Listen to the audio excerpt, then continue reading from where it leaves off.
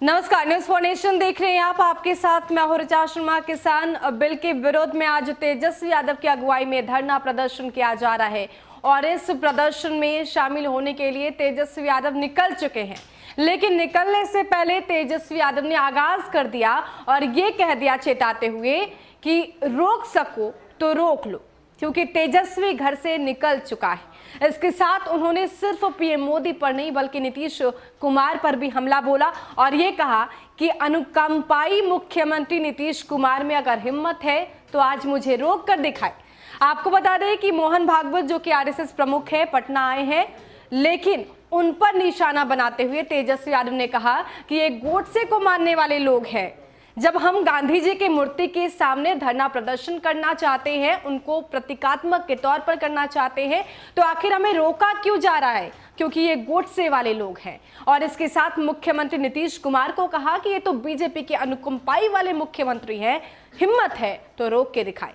क्या कुछ तेजस्वी यादव ने कहा है, आपको बताते हैं। देखिए, तेजस्वी यादव ने लिखा है, गोडसे को पूजने वाले लोग पटना पधारे। उनके स्वागत में अनुकंपाई मुख्यमंत्री नीतीश कुमार ने पटना में गांधी मैदान में गांधी मूर्ति को कैद कर लिया है, ताकि गांधी को मानने वाले लोग किसानों के समर्थन में गांधी जी के समक्ष संकल्प ना ले सके। नीतीश जी वहां पहुंच रहा हूं, रोक सको तो रोक लीजिए।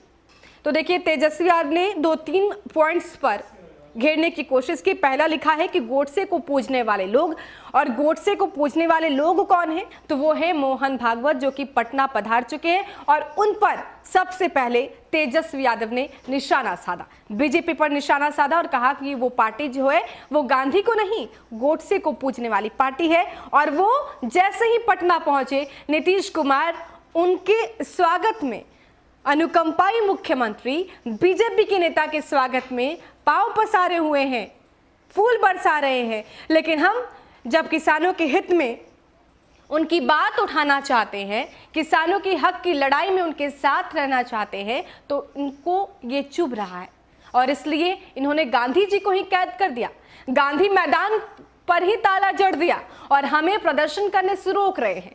लेकिन हम मानने वाले नहीं हैं। तो तेजस्वी यादव ने साफ तौर पर नीतीश कुमार को तो चेताया, लेकिन दूसरे पॉइंट में उन्होंने बीजेपी पर भी निशाना साधा। वहीं तीसरे पॉइंट में उन्होंने बीजेपी को गोडसे करार दिया और मोहन भागवत के आगमन पर भी सवाल खड़ा कर दिया। तो जिस तरीके से तेजस्वी यादव नीतीश कुमार के साथ केंद्र की सरकार नरेंद्र मोदी पर हल्ला बोल रहे हैं, ऐसे में देखना होगा कि आज तेजस्वी यादव किस तरीके से अपनी आवाज को बुलंद करते हैं। हालांकि उससे पहले लगातार हम आपको तस्वीरें दिखा रहे हैं। गांधी मैदान में जब तेजस्वी यादव को धरना प्रदर्शन करने की इजाजत नहीं मिली, उसके बाद उनके सिपाही गांधी मैदान के बाहर ही बैठ गए धरना प्रदर्शन के लिए और लगातार अपनी मांगों को लेकर डटे रहे। तेजस्वी यादव के सिपाहियों का कहना है कि इस काले कानून को वापस लिया जाना चाहिए, क्योंकि ये किसानों के हित में नहीं है। सरकार कृषि को भी निजीकरण की तरफ ढकेल रही है। बड़े बड़े जो संगठन है उसको तो ऐसे ही निजीकरण कर दिया गया, प्राइवेटाइजेशन कर दिया गया। अब क्या कृषि को भी प्राइवेटाइजेशन की तरफ ले जाया जा रहा है? तो यहाँ पर किसान मरेंगे तो क्या करेंगे? तो जिस तरीके से तेजस्वी यादव किसानों के मुद्दे को प्रमुखता से उठा रहे हैं और कह रहे हैं कि ये उनके हक की लड़ाई है और हम उसके साथ हैं।